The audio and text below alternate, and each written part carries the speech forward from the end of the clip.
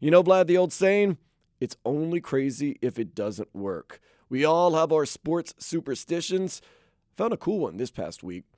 My friend Dolphin Dave and his sister Carol over at 26 Degree Brewing in Pompano Beach, every single Panthers game they have watched at 26 Degree Brewing, the Panthers have won.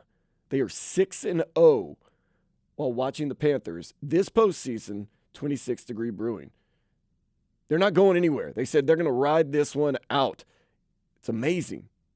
Dolphin Dave told me, he said, man, from now on, 26 Degree Brewing whenever the Panthers play. He said, and if he watches a Heat game there and they start doing bad, he has to leave and go watch it somewhere else. And the Heat come back and win. Once again, this sounds crazy. There's no way that because Dolphin Dave and his sister Carol go to 26 Degree Brewing for Panthers games that the Panthers win. But in a way, it does make sense, doesn't it? Doesn't it? Why would it make sense? I mean, the facts are the facts.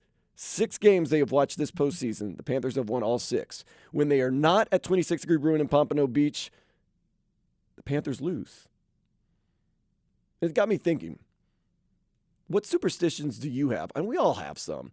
Superstitions do you have when it comes to watching your favorite sports team, trying to help them win? I think one of the craziest things I ever did, this is years and years and years ago.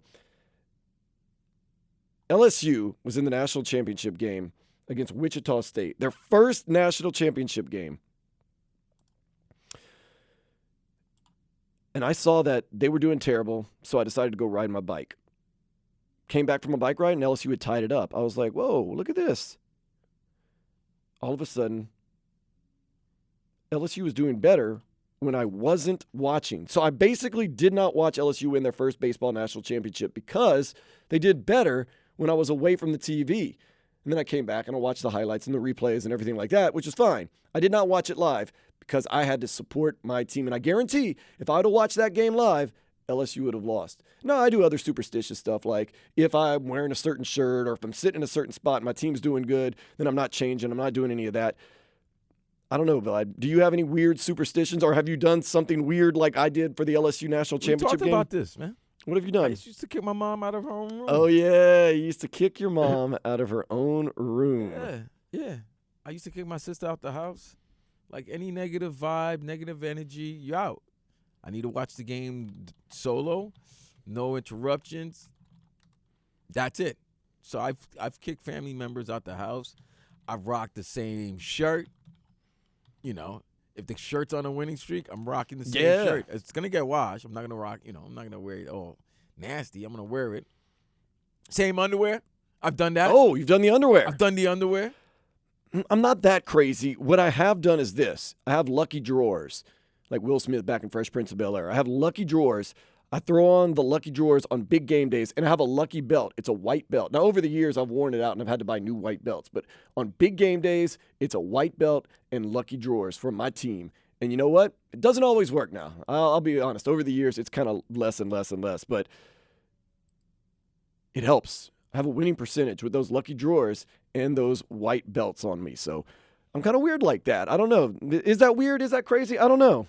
No. Everybody, whatever you need to put your mind at ease in watching your sport, your team play, and getting them to win, do it. I'm not weirded out by superstitions and all that. I think it's funny. I think it's good, and if it makes you feel better, rock out with it, man. I was there Wednesday for trivia, 26 Degree Brewing, and the bartenders, Kelsey and Ed, were like, we love it that the Panthers keep winning because that means the people that have the superstition, like Dolphin Dave and Carol, keep coming back. That's right. And That's keep more enjoying. business. That's more money. He doesn't care, though. He says Panthers going all the way is worth more than the money you're going to spend or anything like that. And actually, it is pretty legendary. If they go on all the way to win the Stanley Cup and you go to 26 Degree Brewing every single game and that ends up winning, that's a better story to tell. You have to admit that than just, I sat at home and watched all the playoffs. No, you'd rather be among other fans and celebrating and having fun. It's a good it's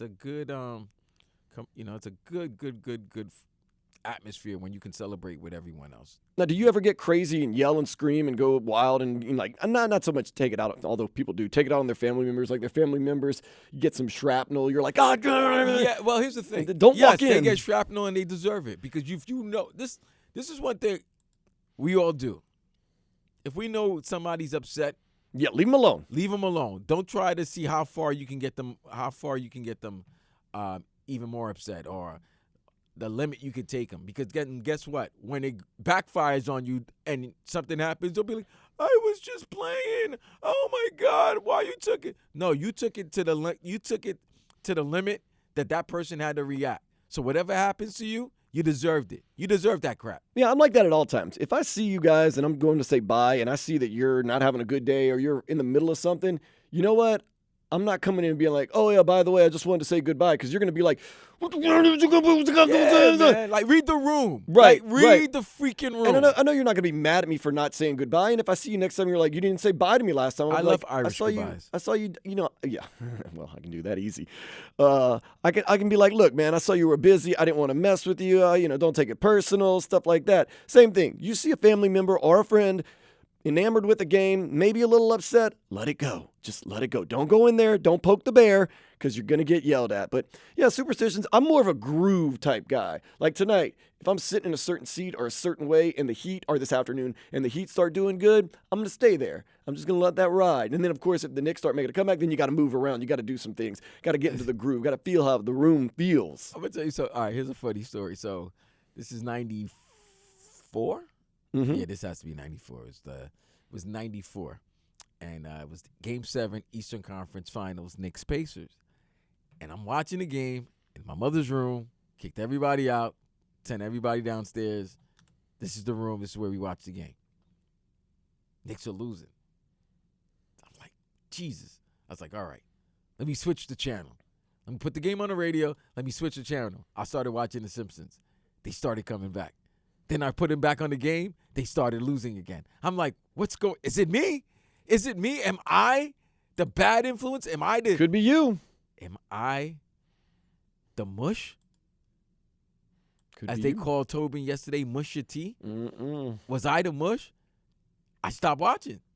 I stopped watching to the 6 minutes into the fourth quarter when it was tied. Then I started watching again. They ended up winning. But, yeah, I'll do things.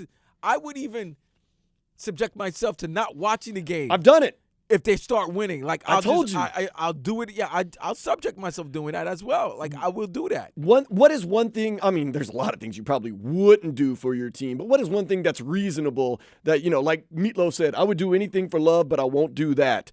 I think wearing the other team, the opposing team's gear. No, I'm not doing that. That's too much. That's too much. I love my team, but I ain't doing that. I just lost a friend, my barber. I just dropped him as my barber because he said that he was trying to put lies saying I was representing the Nets. And I was like, what? Like, wait, what are you doing? Like, and he thought this was a joke, and I don't play with my teams. Yeah. So he's no longer my barber, and he's no longer a friend. Like, yeah. I mean, you're dead to me. Wow.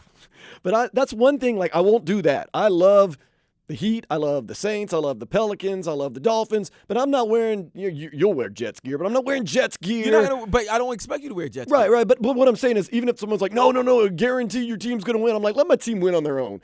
Same thing, like I'm not going to hold another dude's hand, if it means good luck. I'm not doing that stuff.